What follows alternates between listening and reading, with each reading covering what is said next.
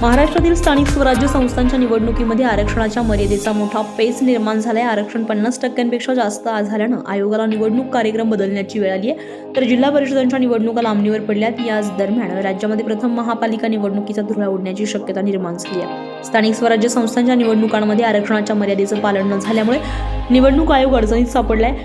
32 पैकी 17 जिल्हा परिषदा आणि अनेक पंचायत समित्यांमध्ये 50% मर्यादा ओलांडली गेल्यामुळे सर्वोच्च न्यायालयानं आयोगाला स्पष्ट आदेश दिलेत। मर्यादा ओलांडणाऱ्या ठिकाणी निवडणुका घेता येणार नाहीत। यामुळे जिल्हा परिषदांच्या निवडणुका पुढे ढकलल्या असून आयोग आता दुसऱ्या टप्प्यात महापालिका निवडणुका घेण्याच्या तयारीत आहे। सूत्रांच्या माहितीनुसार राज्यातील महापालिका निवडणुकीची घोषणा 15 ते 17 डिसेंबर दरम्यान होण्याची शक्यता आहे, कारण 10 डिसेंबर रोजी महापालिकांची वॉर्डनिहाय मतदार यादी अंतिम होणार आहे।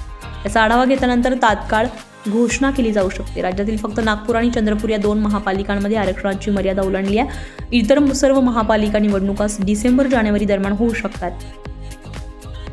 तर महापालिका निवडणुका 15 डिसेंबर ते 10 जानेवारी या कालावधीमध्ये 29 महापालिका निवडणुका जाहीर होण्याची शक्यता आहे। तर जिल्हा परिषद आणि पंचायत समित्या 5 ते 31 जानेवारी 2026 दरम्यान होऊ शकतात।